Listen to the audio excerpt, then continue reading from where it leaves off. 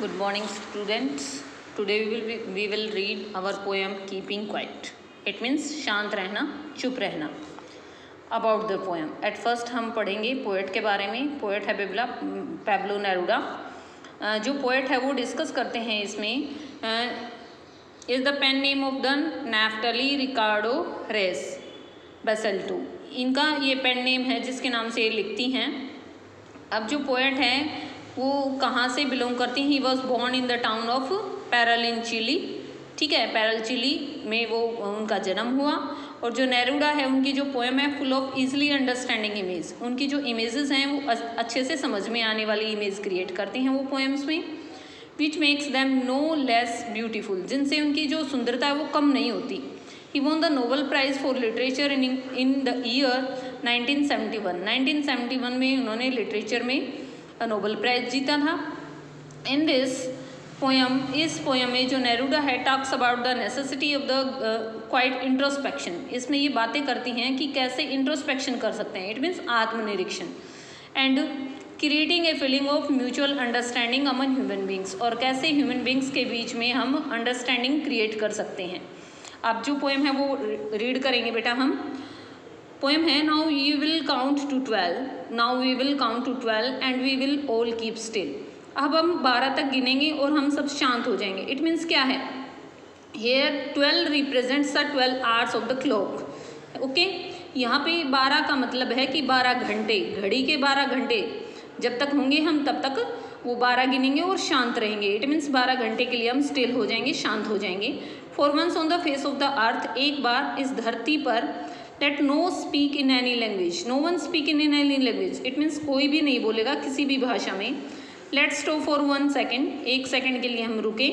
And not move our arms so much. और अपनी जो आर्म्स है, इट मीन्स अपने हाथ, अपनी भुजाएं इतनी नहीं हिलाएंगे. इट मीन्स हम अपने हाथों से कोई काम नहीं करेंगे.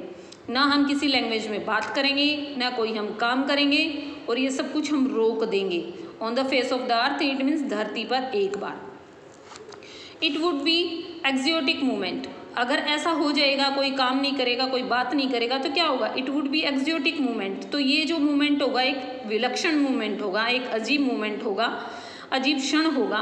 Without rush, without engines. जहाँ पे रश नहीं होगा, इट मीन्स काम नहीं कर रहे हैं हम, तो इट मीन्स बाहर नहीं जा रहे हैं, तो रश नहीं होगा, कोई शोर नहीं होगा, किसी तरह की भीड़ भाड़ नहीं होगी. विदाउट इंजन्स, इट मीन्स कोई इंजन नहीं चलेगा, मशीन्स का शोर भी नहीं होगा. We would all be together. और हम सब क्या होंगे, इकट्ठे होंगे. In a sudden strangeness. और जब हम सारे इकट्ठे हो जाएंगे तो क्या होगा, वो मूवमेंट भी स्ट्रेंज होगा, अजीब होगा, और अचानक से स्ट्रेंजनेस क्रिएट हो जाएगी.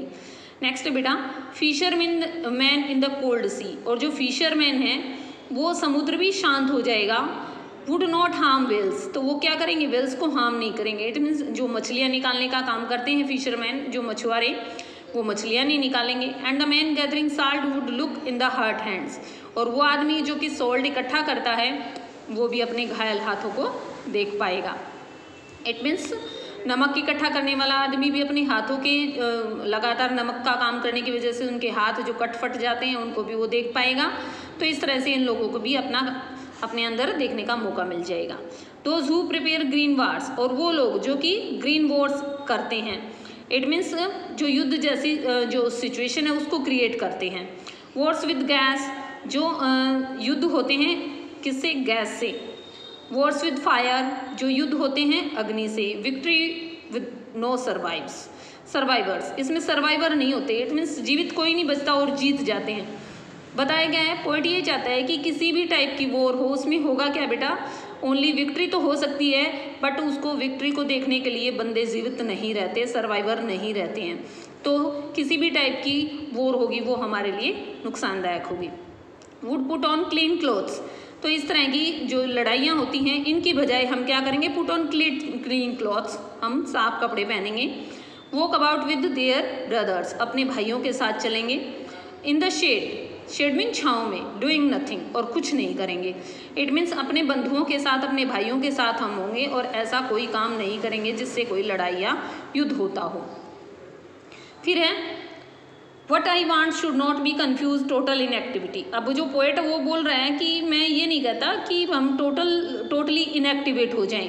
इट मीन्स कुछ काम नहीं करे, तो इसका मतलब ये नहीं है कि हमें यूँ कन्फ्यूज हो जाना चाहिए कि ये टोटल इनएक्टिविटी हो जाएगी। Life is what it is about, इसका मतलब है लाइफ क्या है, जो भी है, जिसके बारे में भी है, वो जिंदगी है।